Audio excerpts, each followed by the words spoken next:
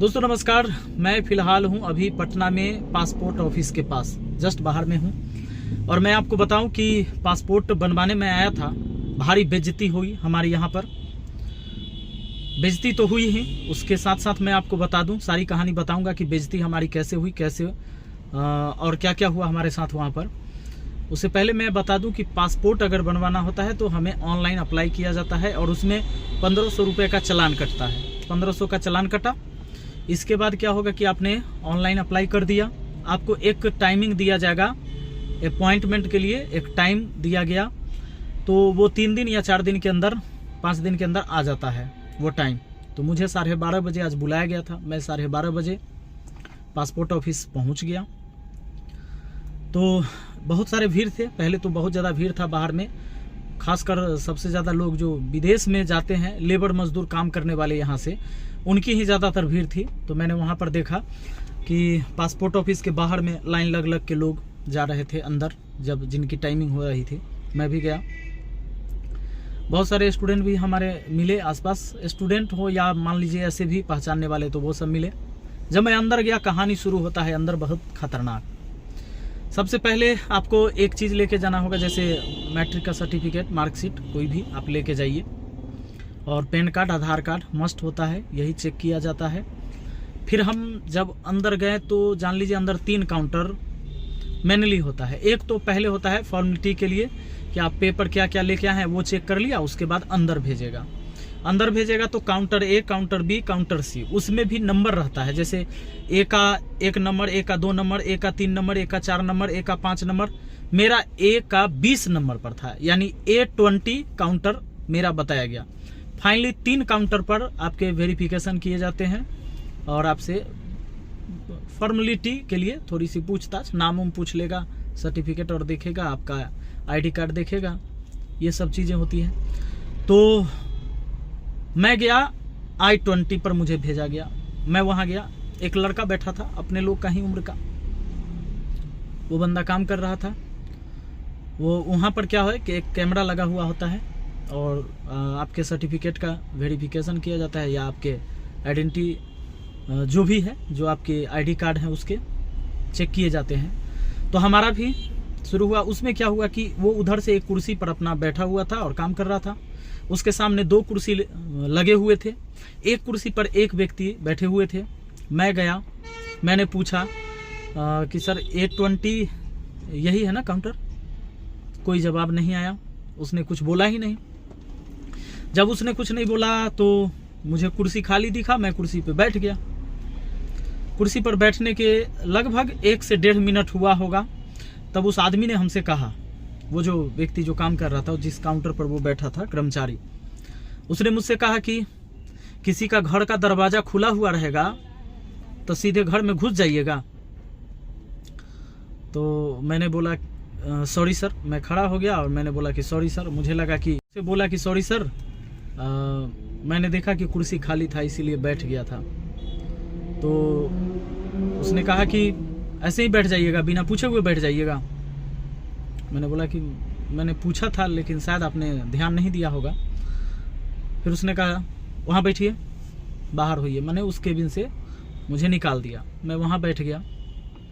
फिर मैं अपनी बारी का इंतज़ार कर रहा था। जब वो व्यक्ति उसमें से निकल गए, मतलब उसका गेट भी नहीं था, काउंटर पर ऐसे ही 2 कुर्सी लगी हुई थी, ऐसे नहीं थी कि कोई दरवाज़ा लगा हुआ था कि मैं दरवाज़ा खोल के घुस गया। फिर मैं वहाँ बाहर बैठ गया। बाहर बैठने के बाद फिर मुझे बुलाया गया, मैं गया। मैं फिर पूछ के ही बैठ जाऊं? बोला बैठो, और उसका उम्र मेरे जैसा ही है, मुझसे ज़्यादा नहीं। बोला बैठो, बैठ गया। उसके बाद हमारा जो है सो पैन कार्ड मांगा गया, आधार कार्ड मांगा गया। बोला सर्टिफिकेट दो, तो मैं मार्कशीट लेके गया था मैट्रिक का, तो वो मैंने दिया। तो उसमें देख के बोला सर्टिफिकेट। हम बोले सर वही है। बोलो कि सर्टिफिकेट नहीं है। मैंने बोला मार्कशीट में लेके आया हूँ, आप देख लो।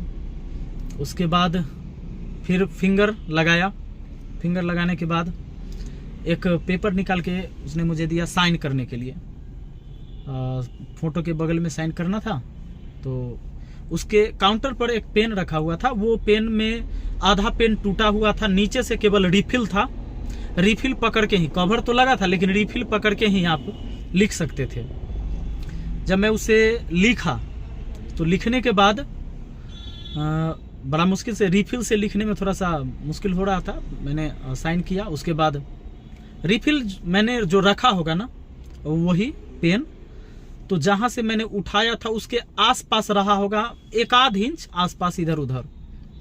उसने फिर हमें कहा जहां से उठाए हो वहां रखो, तो बस बगल में घसका दिया, बस उतना ही था। उसके बाद जस्ट मैंने ये देखा, मैं देख रहा था, मैं सोच रहा था कि मैं इसे अपना कोई परिचय ना दूं, क्योंकि ये व्यक्ति अज्ञानी है। अज्ञानी क्यों था ये मैं बताता हूं। इसलिए नहीं कि वो मेरे साथ इस तरह का बिहेव कर रहा था। जब 2 लड़कियां भी आई हमारे बाद, तो जब मैं बैठा था 2 लड़कियां उसी में घुसी, उसके केबिन में। कोई दरवाजा तो था नहीं लगा हुआ, गेट नहीं था। जब वो घुसी तो उसे बोला मैम वहां बैठ जाइए, उसे प्रेम से। और फिर वहां से मैं निकला, फिर मैं गया बी काउंटर पर। उसने मुझे भेज दिया, मुझे बोला सीधा जाओ शीशा के उधर। मैंने बोला सर किस पर, बी पर, तो उसने बोला भी नहीं हमसे।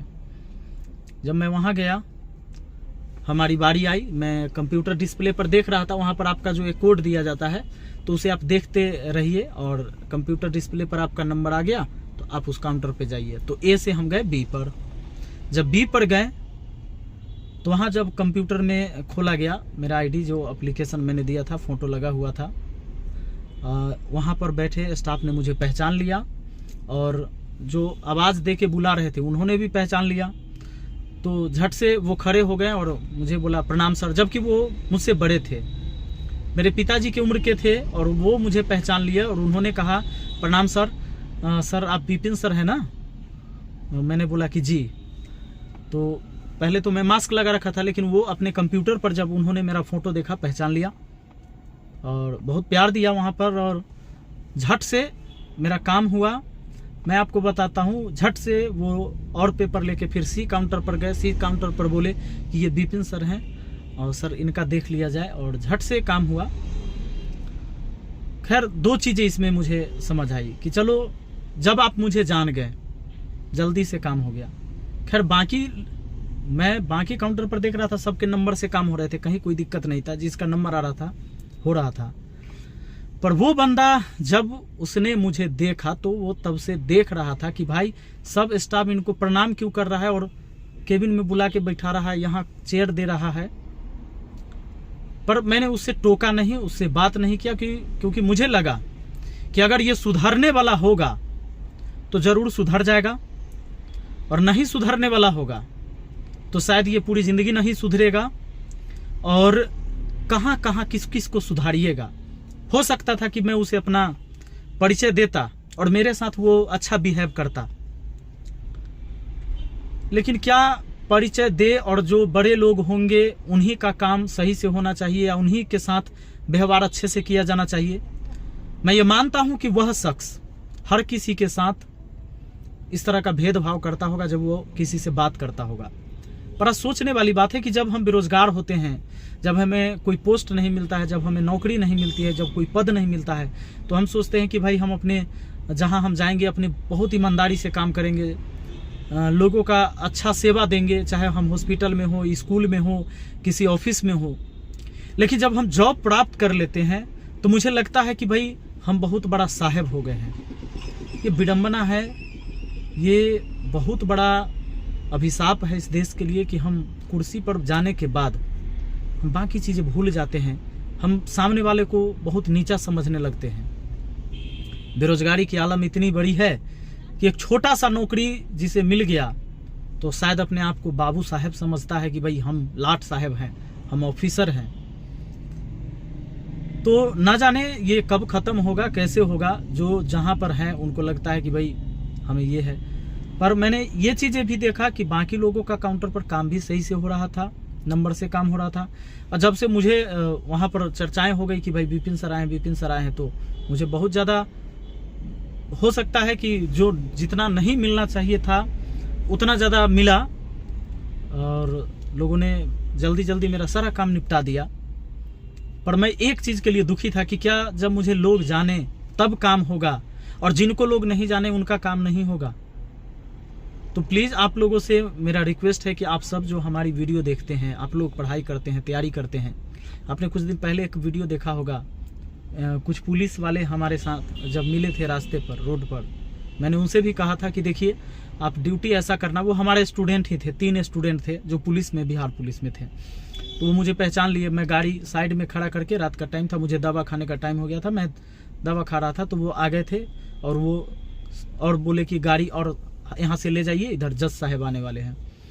तो फिर मैंने उनसे एक बात कहा था कि आप नौकरी में आ गए हो, आज आप पावर में हो, जिस पद पे हो, इसको ईमानदारी से करना।